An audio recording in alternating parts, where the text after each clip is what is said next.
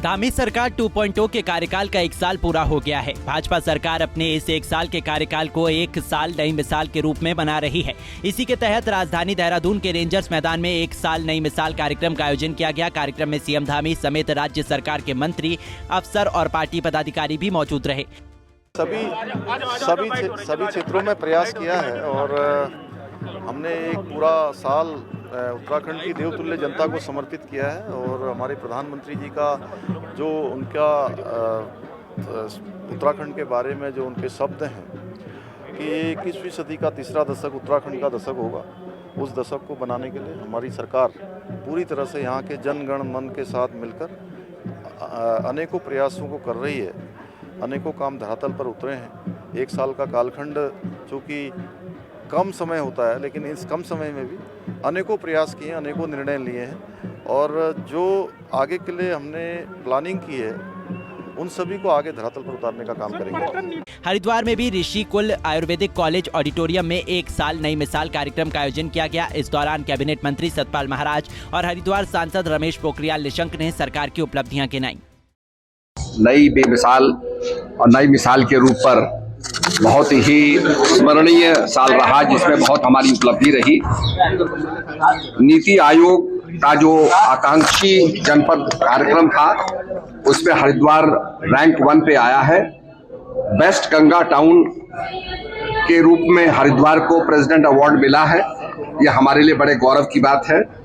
जल जीवन मिशन में फरवरी महीने में हरिद्वार को नंबर 1 रैंक मिला है, जिसमें सबसे तेजी से काम हुआ है। और हमारी सरकार ने नकल विरोधी कानून, बहुत सख्त कानून बनाया है, धर्मांतरण कानून बनाया है, तो यह हमारी साल में उपलब्धि रही है। 1 वर्ष में हमारी गवर्नमेंट ने जो ऐतिहासिक काम किए हैं उसके लिए मैं पुष्कर सिंह धामी मुख्यमंत्री जी को विशेष बधाई देना चाहता हूं। चाहे वह स्थापनाओं की दिशा में हो और चाहे नकल अध्यादेश का हो और चाहे वो धर्मांतरण पर कानून बनाने का हो और चाहे समान नागरिक संहिता का हो, तमाम ऐसे कानून बनाए हैं और ऐसे निर्णय लिए हैं जिसको इस राज्य को ही जरूरत नहीं बल्कि कुछ तो देश को भी जरूरत है।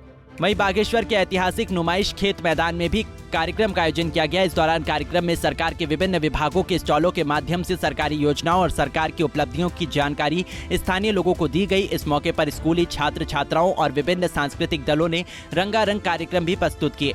साथ ही विभिन्न क्षेत्रों में बेहतर कार्य करने वाली महिलाओं और पुरुषों को भी सम्मानित किया गया। उत्तराखंड के लिए, बागेश्वर के लिए बहुत ऐतिहासिक है, क्योंकि 1 साल में जो लक्ष्य हमने रखे थे उन लक्ष्यों की प्राप्ति के साथ अंतिम छोर तक बैठे हुए व्यक्ति तक हमारी सरकार पहुंची है। एक तरफ जहां बीजेपी सरकार का कार्यकाल 1 साल पूरा होने पर जश्न मना रही है, वहीं कांग्रेस ने धामी सरकार के 1 साल के कार्यकाल को पूरी तरह विफल बता रही है। नेता प्रतिपक्ष यशपाल आर्य और कांग्रेस प्रदेश अध्यक्ष करण माहारा ने हल्द्वानी में प्रेस कॉन्फ्रेंस कर सरकार पर जमकर निशाना साधा।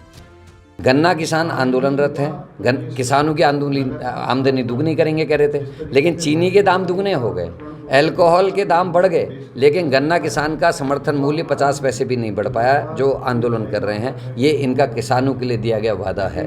बेरोजगारों पर लाठीचार्ज, तो किस फील्ड में आखिर बीजेपी पास है? पानी के दाम बढ़ रहे हैं, बिजली के दाम चौथी बार इस साल में बढ़ रहे हैं, लेकिन शराब सस्ती करने का प्रस्ताव सरकार लेके आती है। लोग आज मजाक उड़ा रहे हैं, ब्लेंडर सस्ती, सिलेंडर महंगा। तो ये सरकार की सफलता के कुछ पैमाने हैं जो मैं आपके सामने रख रहा हूँ। हम सरकार की घोर भर्त्सना करते हैं और ऐसे में भी अगर सरकार उत्सव मना रही है तो इससे बड़ी शर्मनाक बात इस देवभूमि में नहीं हो सकती। देखिए, बहुत ही निराशाजनक सरकार पूरी तरह विफल रही है। जो इनका संकल्प पत्र था, जो इनके वायदे थे, जो इनकी घोषणाएं थी, वह धरातल पर उतर नहीं पाई। कांग्रेस धामी सरकार को विफल बता रही है। दूसरी तरफ बीजेपी प्रदेश भर में कार्यक्रम का आयोजन कर रही है। फिलहाल जो भी हो, इस 1 साल में सीएम धामी ने नकल विरोधी कानून, धर्मांतरण विरोधी कानून जैसे कई फैसले लिए जो राज्य के लिए कई मायने रखते हैं। पंजाब केसरी टीवी के लिए देहरादून से आशीष अमोला, हरिद्वार से राजकुमार पाल, बागेश्वर से जगदीश उपाध्याय और हल्द्वानी से तारा जोशी की रिपोर्ट।